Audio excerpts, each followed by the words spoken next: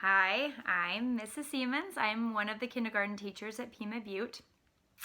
And I'm going to help you guys read A Boy Called Bat. And I'll be reading chapters 3, 4, and 5. It's pages 12 through 28. Chapter 3 is called No Vanilla Yogurt. Remember that Bat really likes vanilla yogurt and Janie keeps eating all of it.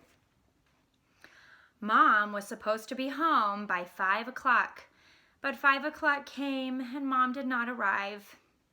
By 5:15, Bat wanted to call the police. That's what we're supposed to do in case of emergency, he said to Janie. She was watching TV. This isn't an emergency, Bat. How do you know? It might be an emergency. You don't know for sure that it isn't an emergency. Bat, call Mom's phone if you're so worried. Bat didn't want to call Mom's phone. What if she was driving and she answered when he called and then she crashed into a car? I don't want to cause an emergency, he said. If you had any friends to play with, Janie said, you could hang out with them on Tuesdays and Thursdays instead of being a pain in my neck. Bat thought this was unfair and also mean, considering that he was so worried. But before he could say anything, he heard Mom's car turn into the driveway. Phew, a warm rush of relief flooded over him. He left Janie in front of the TV and ran outside. Mom, he said, you're late. Easy, Bat, Mom said, climbing out of the car. No need to be angry. Bat wasn't angry, not really. He was relieved. But instead of explaining this, Bat asked, did you go to the grocery store and get more vanilla yogurt? I didn't have time, Mom said. That was the last straw. Mom was late and Bat was worried, and now no vanilla yogurt? Bat felt a ball of anger rising up in his chest, hot and hard and loud, wanting to escape through his mouth in a yell. His eyes squinted together, and his hands drew up tight against the sides of his body. Mom put her hand on his shoulder and knelt down so she could look right into Bat's eyes. But Bat didn't want to look at her eyes. He didn't want her eyes looking at him. Calm down, Bat, Mom said in her soothing voice, the one she saved for Bat, for when Bat was getting really upset. It's okay. I had a good reason for not going to the grocery store. If you can calm yourself down, I can tell you what it is. Bat didn't care what Mom's reason was. She should have gone to the store. She knew how much he liked vanilla yogurt, and it was her job to buy it for him. Bat didn't have any money or a car. If Mom didn't buy him yogurt, there would be no yogurt. But then Mom said it was because of an animal, a baby animal. Here we go, guys. Chapter 4. Is it a... What kind of animal? Asked Bat. You'll see, Mom answered. She walked around to the back of the station wagon and opened the door. Is it a puppy? Asked Bat. You'll see, Mom answered, taking out a cardboard box with air holes poked into the top. Is it a kitten? Bat asked as he followed her to the front door. You'll see, Mom answered. Is it a duckling? Bat asked as he bounced up and down, hands flapping excitedly. You'll see, Mom answered. We know what it is, don't we? Open the door for me, okay? Bat pushed open the front door. Is it a hoglet? Mom laughed. Where would I get a baby hedgehog? Ooh, now we know what a baby hedgehog is called. A hoglet. I don't know, Bat said. Then he had an awful thought. Is it a baby human? Mom walked into the living room. Janie, still watching the TV, called out, Hey, you're late. I know, Mom said to Janie, and then she said to Bat, Bat, honey, I wouldn't put a baby human in a cardboard box. And anyway, would a baby human be so bad? Yes, said Bat firmly. Well, it's not a baby human, said Mom. Now Janie was interested. She got up to have a closer look. What's in the box? She asked. Mom brought home a baby animal. Bat yelled in a rush, trying to be the one to tell Janie, and that way she'd know that he had known about it first. Geez, Bat, don't scream in my face. 12 inches, remember? I guess he's supposed to say to stay 12 inches away from people when he's talking. Bat was supposed to stay at least 12 inches away from Janie when he talked to her. She didn't like it when he got too close. There were lots of rules when it came to Janie.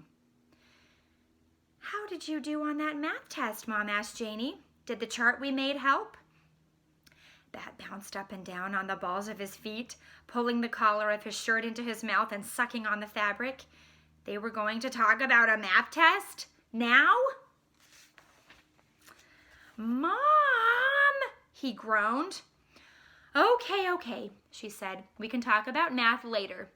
Come on, let's go into the kitchen. There is someone I want you to meet. Chapter 5, A Tiny Pink Nose. Ooh, that gives the reader a little hint. Mom set the box on the kitchen table. Is it sleeping? Bat asked, his voice a whisper. Probably, Mom said. Babies sleep most of the time. What is it? Janie asked. Bat, do you want to open the lid? Bat didn't answer. He was too excited. Very carefully, he lifted the lid of the box and peered inside. Janie stood behind him, breathing on his ear. You're breathing on my ear, Bat said. Janie ignored him. It's just a bunch of rags, she said. Mom walked around to the far side of the round table and reached into the box. She scooped up the pile of material and sat down. Look. Bat watched as Mom shifted the towel in her arms. A nose peeked out, a tiny pink nose, and then 2 slanted closed eyes, a forehead covered in downy fuzz. Downy is really, really soft, feathery fuzz. Little ears still curled tight against its head. Janie began, It's a kit, Bat said, enchanted by the tiny creature, wanting so badly to hold it. A baby skunk. Oh, Mom, Janie said, I can't believe you brought home a skunk. I had to, Mom said, rubbing the skunk's little forehead with her thumb. He's an orphan. Oh, breathed Janie. She leaned in closer, blocking Bat's view. How old is he? An orphan is an animal or even a human that doesn't have parents anymore.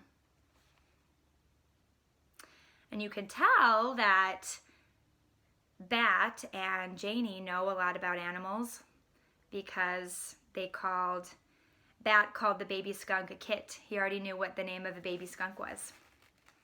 So the mom has already taught them a lot of things. You're in my way, Bat said loudly, and he pushed Janie's arm to make room for himself. Bat, Mom said, you need to stay calm around the skunk kit. Okay. Okay? You don't want to scare him. Bat did not want to scare the skunk kit. He wanted to hold the skunk kit, maybe even feed and care for the skunk kit, but his sister was standing in his way. Move, Janie, he hissed at her, as quietly as he could hiss. Why don't you both sit down, Mom said. I'll tell you all about him. Janie plopped down into the chair on Mom's right, so Bat went around to her other side and sat in the chair on her left. He scooted the chair as close to Mom's as he could. The kit was still tucked into the towel, only his little face visible. Eyes closed. He opened his mouth in a yawn, his tiny pink tongue arching out. Mom said, Bat, do you remember when we smelled that skunk on the way to school this morning? Bat did remember. They had smelled it just after they'd pulled off their street, Plum Lane, and onto Anderson Road. He smelled it, and Mom had smelled it too.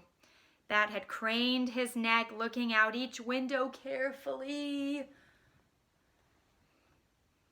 He'd seen lots of people on bicycles. They lived near a college, and the students mostly rode bikes to class. And he'd seen other cars and some people on foot. It was the beginning of spring, but it was still cold. So he had seen lots of hats and scarves. He'd seen an American flag on a flagpole in front of the post office. He'd seen a red bus. He'd seen a sign that read, "Welcome to Quincy, a bike-friendly town." But he had not seen a skunk. Bat nodded. "I remember," he said. "Well, unfortunately, the skunk we smelled but didn't see was the mama skunk. A car hit her, and a couple of college students brought her to my office in the basket of a bike."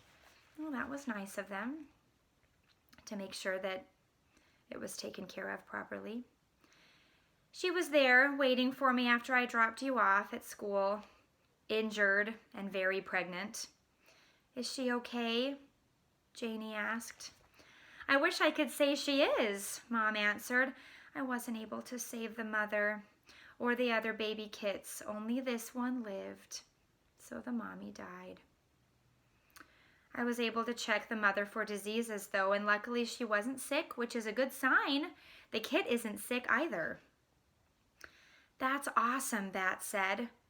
"Bat," said Janie, loud and sharp. The kit twitched and shifted, scared by Janie's voice. "How can you say it's awesome? The mom died. The other babies died." Bat didn't mean that it was awesome that the other skunks had died. Of course that wasn't awesome. He'd meant that it was awesome that this kit had lived. But it wasn't worth it to try to explain to Janie what he'd meant. She usually misunderstood Bat. Most everyone did. "Can I?"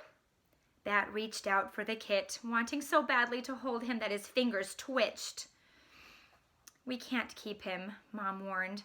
"There's a wild animal rescue center that we can give him to in about a month, but they're too busy to take him just yet. So we can help him get better and stronger before we hand him over to the experts. They'll raise him until he's ready to be released into the wild when he's about 5 months old." Well, that's good. They can take care of him and get him well enough to be released into his natural environment. Then she passed the tiny kit wrapped in towels into Bat's arms. The kit was so small that Bat couldn't even tell he was in the towel, except for the tiny face that peeked out. He cradled the bundle in his arms. He felt his face stretch into a wide smile, so wide it made his cheeks sore. So tomorrow you guys will hear a different teacher read chapter 6 and a couple other chapters. Thank you for reading with me. I'll see you guys tomorrow. Bye.